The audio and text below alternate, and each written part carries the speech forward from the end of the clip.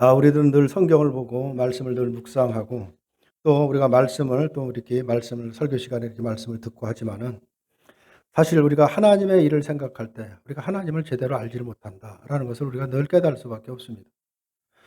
우리는 우리가 갖고 있는 지식이라는 게 있고 또 상식이라는 게 있고 경험이라는 게 있습니다.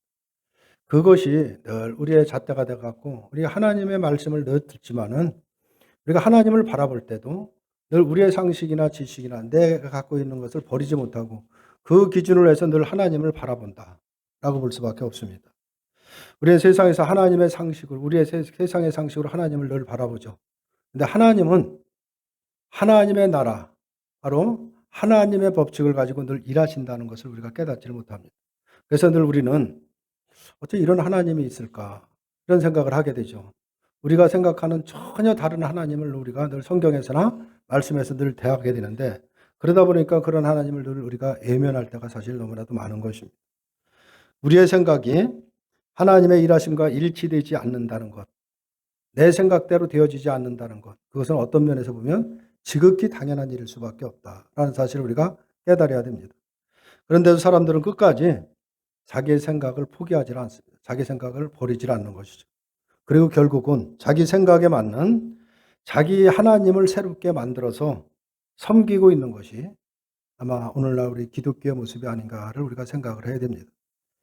우리가 우리의 생각을 포기하고 하나님의 생각을 따라가려고 하지 않고 그렇구나. 하나님의 뜻이 이것이니까 내가 잘못 생각했구나 하고 빨리 버리고 하나님의 뜻에 모든 것을 맞춰야 되는데 그렇지 않고 오히려 자신의 생각으로 자기에게 맞는 그 하나님을 만들어내는 것입니다.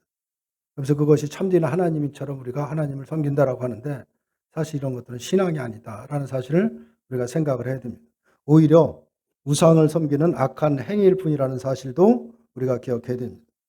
우리의 상식으로 하나님을 생각한다면 하나님의 일이라는 것은 도저히 우리 상식으로는 이해할 수 없는 분이다라고 볼 수밖에 없습니다. 또 오늘 본문의 내용도 우리가 보면은 도대체 하나님이 왜 이러신가라고 말할 수밖에 없는 그런 내용들이 펼쳐지는데 성경 전반을 보면 성경 전체를 보면서 우리의 상식에 맞지 않는 것이 너무나 사실 많이 있는 것입니다. 하나님이 일하시는 것만 봐도 우리의 상식으로 도저히 이해가 되지 않는다라는 것이 너무나도 많은 것입니다. 근데 우리는 그런 일들을 바라볼 때 하나님의 뜻이 어디 있는 것인가? 하나님이 이것을 통해서 무엇을 하시려는가를 우리가 좀 더 깊이 생각을 안 하고 내 뜻, 내 고집만을 피운다라고 볼 수가 있죠. 내가 생각하는 것이 전부인 것처럼 해서 내 생각에 하나님의 일을, 하나님을 맞추려고, 하나님을 끌어내리려고 하다 보니까 도저히 하나님의 일과 우리가 생각하는 것하고는 전혀 맞지 않는다라고 볼 수가 있습니다. 오늘 본문만 봐도 하나님 왜 이렇게 일하시고 있는가 도저히 이해가 되지 않는 것이죠. 이게 하나님이 일하시는 것이 맞나? 이렇게 생각할 수밖에 없는 것이 오늘 본문의 내용이라고 볼 수가 있는 것입니다. 오늘 본문의 내용은 다윗을 도와준 제사장 아히멜렉을 포함해서 85명의 제사장이 죽음을 당합니다. 이런 걸 보면은 어째 하나님이 이러실까? 이런 생각이 절로 들죠. 그런데도 하나님은 이들이 죽는 것을 그냥 보고 내버려 두신다라는 것입니다. 더군다나 제사장의 죽음에는 다윗에게 유다 땅으로 돌아가라고 지시한 갓 선지자의 말도 개입이 되어 있다라고 볼 수가 있는 것입니다. 다윗이 유다에 가까이만 오지 않았다라고 한다면 사울이 다윗의 이야기를 꺼낼 이유도 없을 것이고 또 그러면 도액도 아히멜렉에 대한 말을 하지 않았다라고 볼 수가 있는 것입니다. 결국 뭐냐면 이 죽음의 발단, 그 일의 발단은 뭐냐? 다윗이 유다 땅에 가까이 오는 것이 발단이 됐다라고 볼 수밖에 없는 것입니다. 그렇다면 제사장들의 죽음의 배후에는 누구냐? 하나님이 계시다라고 말할 수밖에 사실 없는 것입니다.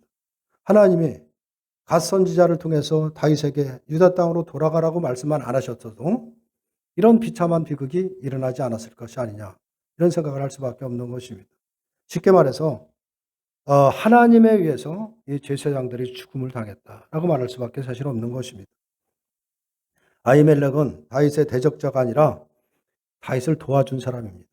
하나님이 택한 다윗, 그를 도와주려고 애를 썼던 사람이 누구냐? 아히멜렉이죠. 하나님이 택하신 다윗을 도와줬다면 그 아히멜렉이 위험에 빠졌을 때, 이 죽음에 직면했을 때 하나님이 도와줘야지 마땅한 것이 아니냐. 이런 생각을 우리가 버리지를 못하는 것입니다.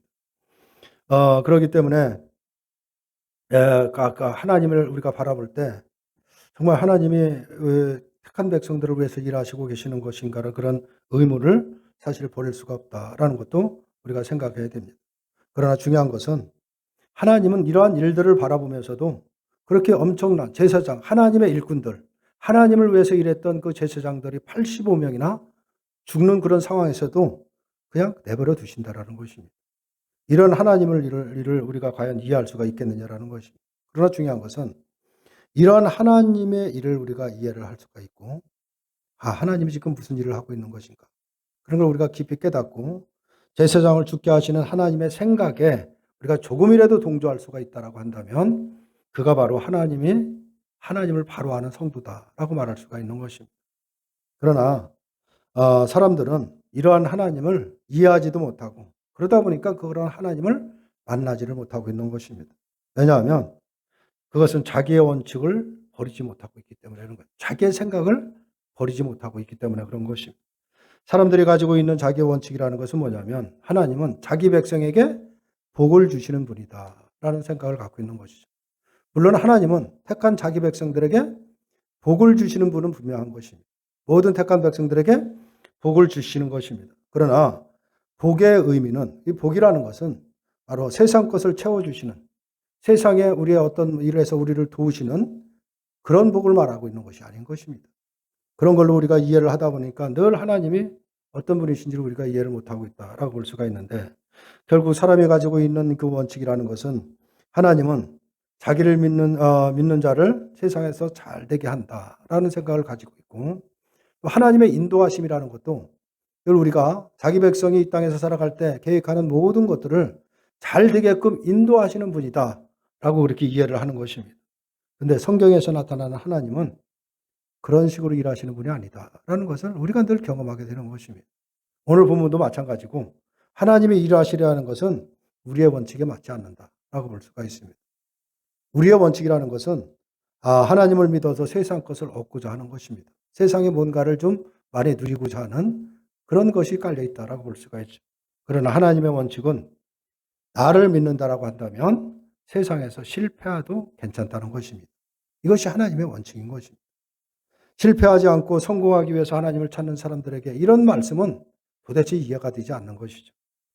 그래서 그러한 말에 대해서도 기도 마음도 다 닫아버리고 성공을 주기 위해서 나의 모든 것을 잘 되게 하는 그런 다른 하나님을 만들어서 그런 하나님을 섬기고 있다라고 볼 수밖에 사실 없는 것입니다.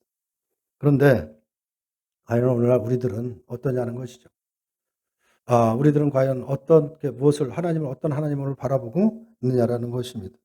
하나님을 믿는다는 것 때문에 정말 우리가 세상에서 실패해도 괜찮다, 이런 마음을 갖고 우리가 살아가느냐라는 것입니다. 세상에서 실패한다라는 것은 곧 낮아짐을 의미하고 있는 것입니다. 낮아지는 것을 의미하는 것이고 그 죽음을 의미한다라고 볼 수가 있는 것입니다. 그렇기 때문에 세상은 실패하지 않기 위해서 온 혼신을 다해서 어떤 것들을 이뤄가기 위해서 노력하고 있는 것이 세상의 모습이다라고 볼 수가 있습니다. 그것이 세상의 상식이고, 그런데 그것을 누구도 그런 상식에 반대하지 않습니다. 세상에 있는 모든 종교도 바로 이러한 상식을 바탕으로 해서 구축이 되어 있다라는 사실을 말하고 있는 것입니다. 사람이 신을 찾고 신을 믿고자 하는 이유가 어디에 있느냐? 다른 데 있는 것이 아닙니다. 신으로부터 도움을 받기 위한 것입니다. 그래서 일단 신이라고 한다면 초월적인 존재로 인식을 하죠. 자신의 인생을 불행에서 행복으로 바꿔줄 수 있는 능력이 신에 있다라고 여기고, 자신에게 닥칠 불행조차도 미리 막아줄 힘이 있는 능력자로 인식을 하는 것입니다. 그러므로 신을 잘 믿으면 신이 자신을 도와줄 것이고, 그렇게 되면 어려울 때, 어떤 위급하고 힘든 일을 당할 때 어려움에서 벗어날 수 있고, 자신도 모르는 불행도 미연에 방지할 수 있다는 그 기대감을 가지고 신을 찾고 있는 것입니다. 이것을 통틀어서 종교라고 하는 것입니다. 그런데 우리는 이 기독교라는 것은 이런 종교가 아니라는 것을 우리가 깨달아야 되는 것입니다. 그런데 우리가 이 기독교를 이런 종교의 틀 안에 같이 섞어서 동일하게 놓고 세상 사람들이 구하는 것하고 똑같은 모습으로 우리가 하나님을 찾고 있지 않느냐라는 것을 우리가 생각해 봐야 되는 것입니다. 우리의 기독교는 이러한 종교의 범주에 속하지 않는다는 것을 분명히 우리가 깨달아야 되는 것입니다. 하나님은 참된 신이고 나머지는 다 우상이니까 다른 종교와 함께 취급하지 말라는 그런 차원에서 말하고 있는 것이 아닌 것입니다. 이 기독교라는 것은 추구하는 바가 다른 것입니다. 세상의 종교가 추구하는 것 같다고는 본질적으로 다르다는 것을 우리가 깨달아야 되는 것입니다. 그리고 신에 대한 생각 자체도 본질적으로 다르다라는 사실을 우리가 기억해야 되는 것입니다. 종교라는 것은 신 덕분에 자기 인생이 편안해지고 불행이 변해서 행복으로 바뀌어지는 꿈을 꾸지만 기독교라는 것은 그런 것이 아닌 것입니다. 기독교는 예수님 때문에 오히려 고난을 받고 죽는 길로 가는 길이 바로 기독교라는 사실을 우리가 놓쳐서는 안 되는 것입니다. 신의 도움을 받아서 내 자존심을 살리는 것이 아니라 오히려 바로 자신의 모든 자신을 죽이는 길로 가는 것이 뭐냐? 자신의 모든 것을 내려놓는 길로 가는 길이 바로 기독교라는 것을 말하고 있는 것입니다. 왜냐하면 그것이 바로 주님이 가신 길이기 때문에 그런 것입니다. 다시 말해서 기독교라는 것은 내 영광을 위해 살아가는 것이 아니라 날 위해 죽으신 그리스도의 영광을 생각하면서 바로 그분의 영광 앞에서 내 영광이라는 것은 보잘것이 없고 자랑할 것이 없고 아무런 가치가 없다라고 생각하는 것입니다. 따라서 예수 덕분에 하나님 덕분에 내가 잘 되고 내가 영광을 얻고 내가 하는 일이 잘 풀리기를 원한다면 그것은 기독교라고 할 수 없다라는 사실을 우리가 명심해야 되는 것입니다. 그것은 세상이 말하는 종교하고 다름이 없는 것이라는 것을 우리가 분명히 생각해야 됩니다. 오늘도 이 분명 제사장들은 그들의 입장에서는 억울한 죽음을 당했습니다. 평생 하나님을 섬기며 살아가는 사람들이고 오직 하나님이 원하시는 삶을 살기 위해서 헌신된 사람들이 누구냐? 제사장들이다 라고 볼 수가 있는 것이죠. 근데 그 사람들이 아무 이유 없이 죽임을 당한 것입니다. 다윗을 단지 그냥 도왔다는 이유 하나 때문에 하나님이 정말 다윗을 그렇게 택한 백성이라 하나님이 다윗을 택했다라고 한다면 그 다윗을 도운 그 사람들을 그렇게 죽음의 위기에 있을 때 하나님이 간섭하셔서 제사장을 구해주고 제사장을 죽이려고 하는 그 사울을 심판해버리면 간단한 일을 가지고 바로 그렇게 하시지 않는다는 것입니다. 우리가 생각에는 그렇게 하는 것이 우리의 상식에 맞는 일인데 하나님의 일은 전혀 그렇게 하시지 않는다는 것입니다. 근데 하나님은 제사장들을 죽음으로 몰고 가심으로 인해서 하나님이 누구신가를 지금 보이시는 것입니다. 그리고 이 시대를 살아가는 우리들의 삶의 중심에 무엇을 담고 살아가느냐를 묻고 있다는 사실도 우리가 생각을 해야 되는 것입니다. 우리가 잘 아는 창세기를 보면 아벨이 가인에 의해서 죽음을 당합니다. 아무런 이유가 없습니다. 단 아벨은 하나님께 제사를 드린 것이 다입니다.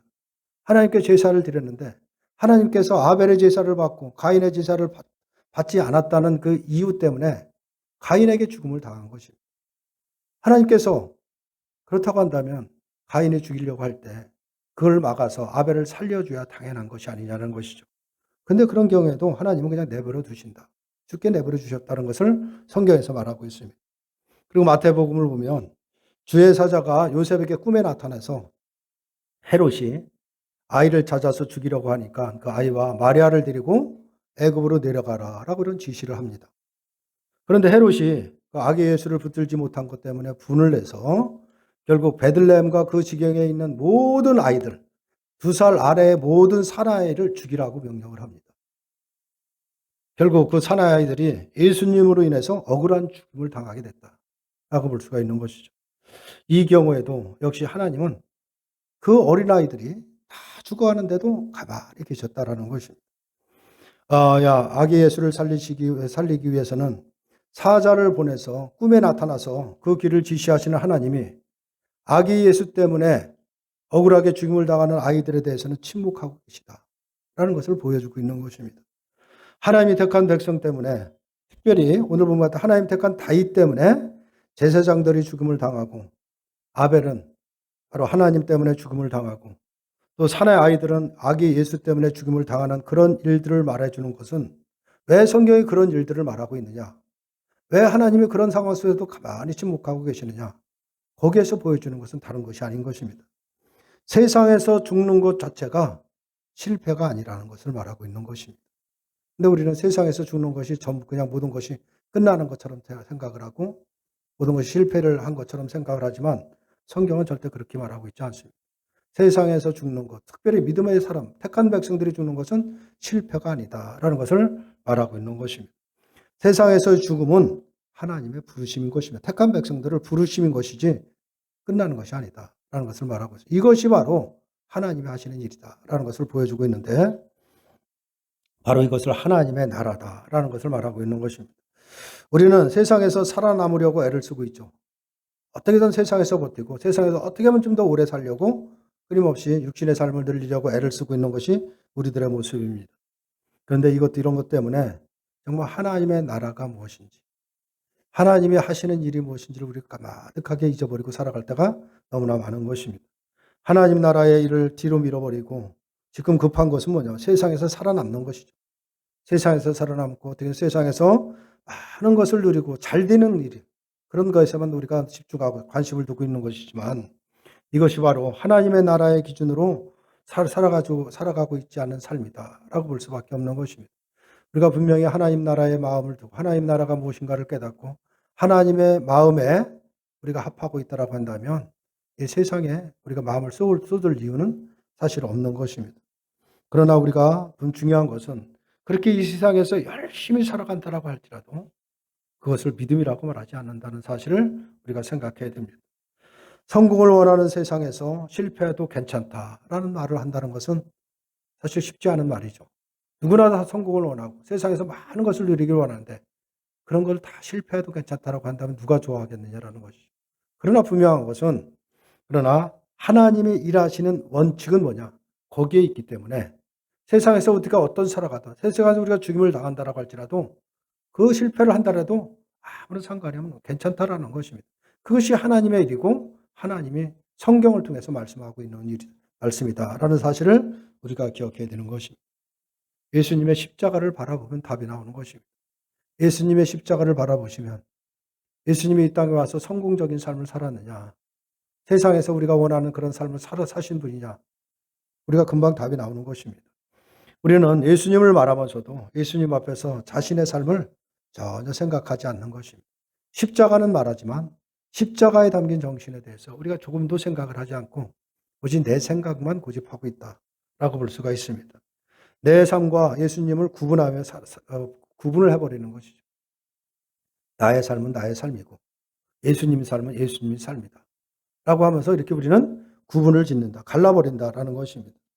하지만 십자가에서 우리의 삶을 생각한다라고 한다면 세상에서 성공을 원하고 살아가는 것이야말로 세상에서 뭔가를 더 가지려고 그렇게 그것 때문에 고민하고 악착같이 살아가는 그런 것이야말로 십자가를 허무는 것이다 라는 사실을 우리가 깨달아야 되는 것입니다. 십자가는 세상의 성공을 보장하지도 않고 약속하지도 않습니다. 이 부분을 우리가 생각을 해야 되는 것입니다. 다만 예수 그리스도의 피 흘리심과 죽으심을 보여주는 것이 뭐냐? 그것이 십자가인 것입니다. 이런 십자가가 우리에게 주는 소망이 뭐냐는 것입니다. 세상에서 잘되고 성공하고 많은 것을 누리는 것, 그런데 소망을 두게 하겠느냐라는 것입니다. 우리에게 주는 소망이라는 것은 예수님의 피 흘리심으로 구원을 얻은 백성, 예수님의 죽으심으로 인해서 내가 영원한 생명을 받았다라고 한다면 세상에서는 실패해도 괜찮다. 세상에서 어떤 상황에서도 두려워하지 않는 것입니다. 그것이 십자가가 우리에게 말하고 있는 것입니다. 십자가에서 피 흘리신 그 고난과 피와 그 고통이라는 것이 결국 내가 겪어야 되고 내가 당해야 될 그 일인데 그것을 은혜 가운데 예수 그리스도께 모든 것을 담당하게 하시고 우리에게 영원한 생명을 주셨다는 것을 우리가 깨닫고 살아간다면 세상에 무엇 때문에 고민하고 무엇 때문에 갈등을 하겠느냐라는 것입니다. 내가 이 땅에 살아가다 죽임을 당해도 전혀 염려하지 않게 된다라는 것을 말하고 있는 것입니다. 오늘 본문을 보면 이 아히멜렉은 사울에 대해서 그렇게 당당하게 대한다라는 것을 알 수가 있죠. 오늘 13절에 보면 13절에서 이렇게 말씀을 하고 있습니다. 사울이 그에게 이르되 네가 어찌하여 이새의 아들과 공모하여 나를 대적하여 그에게 칼과 떡을 주고 그를 위해 하나님께 물어서 그에게 오늘에라도 매복하였다가 나를 치게 하려 하였느니라. 지금 책망하는 거거든요. 네가 지금 누구 편에 있느냐? 라고 지금 책망을 하고 있는 것입니다. 그런데 이 말에 대해서 아히멜렉은 전혀 두려움이 없습니다. 전혀 두려움이 없고 14절과 15절에서 이렇게 말을 하고 있죠. 아히멜렉이 왕에게 대답하여 이르되 왕의 모든 신하 중에 다윗과 같은 충실한 자가 누구인지요? 그는 왕의 사위도 되고 왕의 호위대장도 되고 왕실에서 존귀한 자가 아니니까 내가 그를 위하여 하나님께 물은 것이 오늘이 처음이니까 결단코 아니니이다. 원하건대 왕은 종과 종의 아비의 온 집에 아무것도 돌리지 마옵소서. 왕의 종은 이 모든 크고 작은 일에 관해서는 아는 것이 없나이다 아니라 라고 이렇게 대답을 하고 있습니다. 내가 잘못한 게 뭐가 있느냐라는 것입니다. 나는 잘못한 것이 없다라고 이렇게 말을 하고 있는 것입니다. 그러나 사울은 아히멜렉과 그의 제사장들의 그냥 그 자리에 죽임으로 인해서 그 갖고 있는 힘을 온전히 드러냄으로 인해서 세상을 지배하고 있는 그 모습을 그대로 보여주고 있는 것입니다. 세상의 힘에 지배하고 있는 것, 세상에 어떤 원칙을 갖고 살아가고 있는가를 사울을 통해서 지금 보여주고 있다라고 볼 수가 있습니다. 결국 제사장들의 죽음을 통해서 드러나는 것은 뭐냐면 사울의 악함을 드러내고 있는 것입니다. 그리고 세상이 어떤 정신으로 살아가는가를 그대로 드러내고 있는 것입니다. 세상이라는 것은 힘의 원리로 살아가는 것입니다. 힘 있는 자가 군림하고 살아간다. 힘 있는 자가 모든 것을 지배하고 살아간다라는 것을 그대로 보여주고 있는 것이죠. 그렇다면 제사장들은 애매하게 죽은 것이 아니다라는 것을 보여주고 있는 것입니다.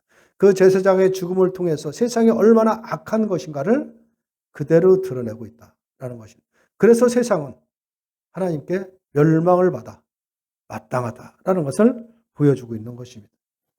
그래서 제사장의 죽음으로 바로 세상의 악을 드러내신 하나님의 일의 성취다라고도 볼 수가 있는 것입니다.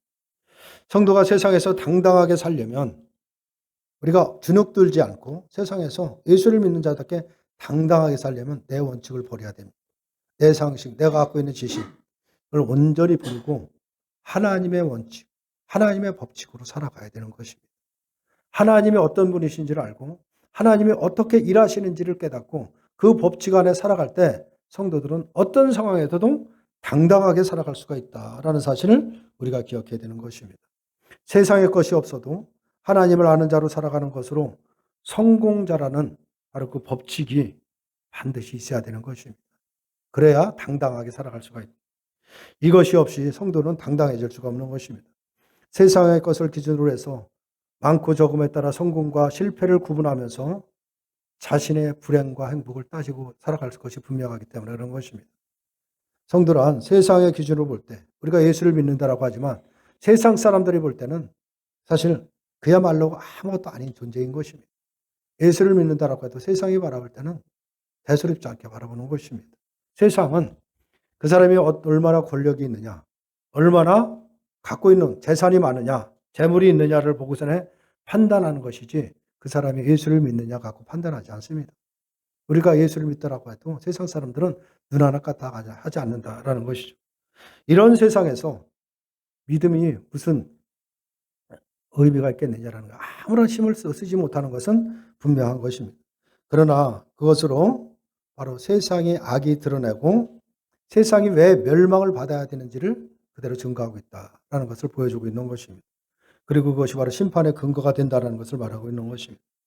우리들은 살아갈 때 이 세상을 너무 바라보고 살아가고 세상의 가치관에 붙여서 살아가는데 그럴 이유가 없는 것입니다. 예수를 믿는 자들은 다른 것을 살아가고 세상의 법칙으로 살아가는 것이 아니라 하나님 나라의 법칙으로 살아가는 것입니다.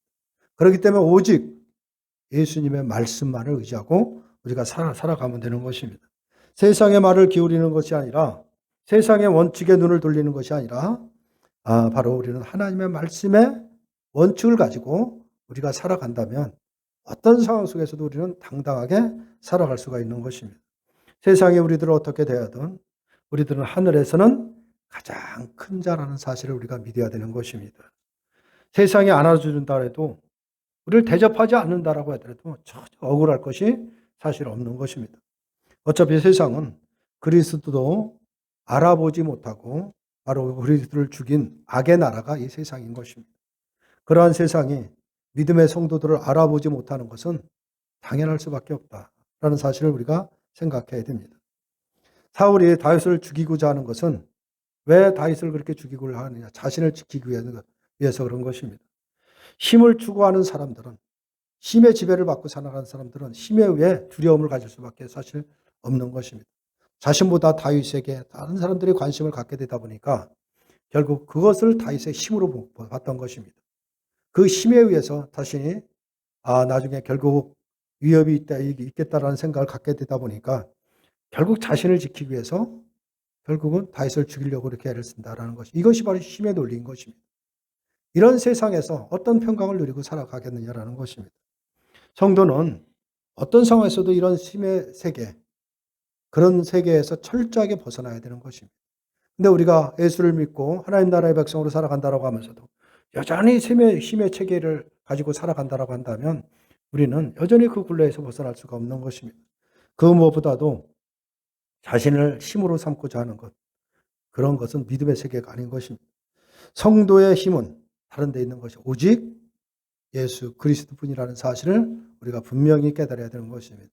오직 우리에게 힘이 되는 것, 우리에게 능력이 되는 것은 하나님의 말씀이고 예수 그리스도라는 이 사실을 가지고 우리가 살아간다라고 한다면, 그 하나님의 법칙 가운데, 하나님의 말씀 가운데 우리가 살아간다라고 한다면 어떤 상황에서도 두려움이 없다라는 사실을 우리가 기억해야 됩니다.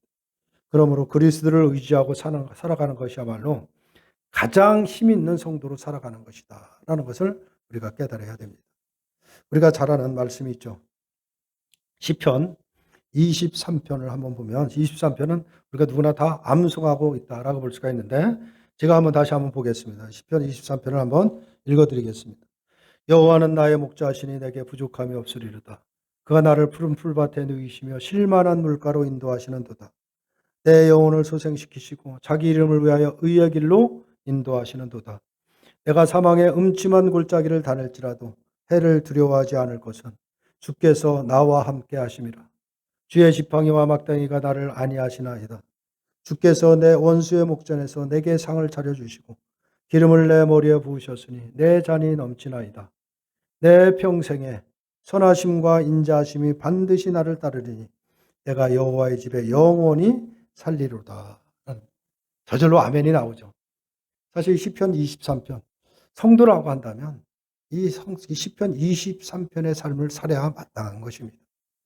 시편 23편을 우리가 암송하고 액자에 걸어서 걸어놓고 늘 암송하고 달지만 정말 그 말씀대로 하나님이 나의 능력이 되시고 나의 목자가 되셔서 나의 삶을 인도하신다라고 하는 그런 능력의 삶이 우리에게 보이지 않는다라고 한다면 시편의 23편은 나의 삶과는 아무런 관계가 사실 없는 것입니다. 사실 오늘 애매하게 죽은 제사장들은 어떤 존재들이냐? 하나님을 위해서 살아간 존재들 아닙니까? 또 이 제사장들에게 여호와라는 분은 이분들에게 목자가 되시는 것은 분명한 것입니다.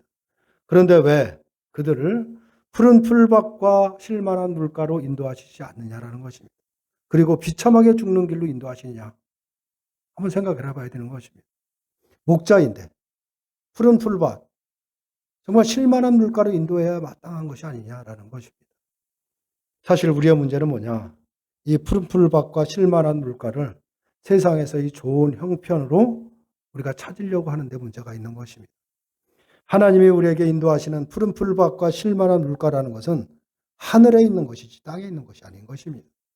이 부분을 깨달아야 되는 것입니다. 그런데 세상 어디를 둘러봐도 푸른 풀밭, 쉴만한 물가가 있느냐라는 것입니다. 어디를 불러도 그런 것은 없는 것입니다. 세상을 둘러보면 정말 세상은 살벌하고 서로 헐떡고 서로 죽이기 위해서, 서로 살아나기 위해서 아우성치는 곳인 것이 세상인 것입니다. 약하면 그냥 쫓겨나는 것이 세상의 모습이다라는 것입니다. 이런 세상이 푸른 풀밭이겠느냐는 것이, 이런 세상이 쉴만한 물가가 되겠느냐는, 세상에 어디를 봐도 푸른 풀밭이나 쉴만한 물가는 없다는 것을 깨달을 수밖에 없는 것입니다. 푸른 풀밭, 하나님의 목자가 인도하시는 푸른 풀밭과 쉴만한 물가라는 것은 하늘에 있다는 사실을 우리가 반드시 기억해야 되는 것입니다. 따라서 우리를 하늘로 인도하시는 목자이신 그 하나님을 바라볼 때 우리에게는 아무런 부족함이 없다. 이 마음을 우리 마음속에서 절로 들 수밖에 없는 것입니다. 세상 것을 원하지 않는 내 마음이 되어질 때, 세상 것에서 점점 벗어질 때, 그때 내 속은, 내 중심은 하나님으로부터 부족함이 없다라는 고백이 되는 것입니다. 정말 만족하고 살아가는 삶이 된다는 사실을 우리가 생각해야 되는 것입니다. 바로 우리가 이런 마음이 되기를 소원해야 되는 것입니다. 나의 욕심, 나의 욕망을 자꾸 벗어버리고 하늘의 것으로 자꾸 내 마음을 채워져 갈 때 우리의 마음이 그렇게 풍요롭게 정말 어떤 것도 부족함이 없는 삶을 살아갈 수 있다는 사실을 우리가 생각해야 되는 것입니다.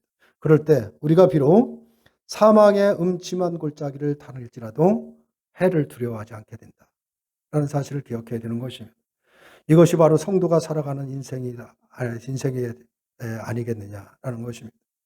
오늘 시편 23편 6절의 말씀대로 성도에게 평생도록 무엇이 따르냐면 바로 하나님의 선하심과 인자하심이 우리의 평생도록 따른다라고 말씀을 하고 있는 것입니다. 평생도록 따라오는 것입니다. 바로 우리가 믿을 것이 바로 여기 있는 것입니다. 우리가 정말 죽을 고생을 하고 정말 하늘이 무너질 것 같은 그런 절망적인 상황이 있을지라도 그 가운데도 하나님의 선하심과 인자하심은 함께하고 있다는 사실을 우리가 믿어야 되는 것입니다. 그럴 때 우리의 평강의 은혜가 평강의 마음이 우리에게 있는 것이라는 것을 우리가 생각해야 되는 것입니다. 내 평생에 하나님의 선하심과 인자하심이 나를 따른다는 사실을 믿으시기를 바랍니다. 하나님의 선하심과 인자하심이 나를 평생토록 따르고 다스리고 인도하는 또 쉴만한 물가로 푸른 풀밭으로 인도하실 것이라는 것을 우리가 분명히 믿고 살아간다라고 한다면 그 사람에게는 두려움이라는 것은 없는 것입니다. 당당하고 여호와로 인해서 부족함이 없는 삶을 살아가게 될 것입니다. 그래서 세상이 말하는 실패와 고통 속에서도 바로 하나님의 인자하심과 선하심이 하나님의 일하심을 바라본다면 그것이야말로 성공한 인생이다라고 볼 수가 있는 것입니다. 그것이 바로 우리의 힘이 되고 위로가 되는 것입니다. 우리가 성도로서 하나님을 아는 자로서 바로 이러한 인생을 살아가야 되지 않겠다라는 것입니다. 믿음의 길이 어떤 길인가를 우리가 반드시 생각하시고 자기 십자가를 지고 주님을 따르기에 부족함이 없는 그런 모습으로 우리가 이 땅을 살아가야 된다라는 것을 깨닫게 하는 말씀인 것입니다. 우리에게 필요한 것은 바로 우리의 마음을 하나님께 돌리는 것입니다.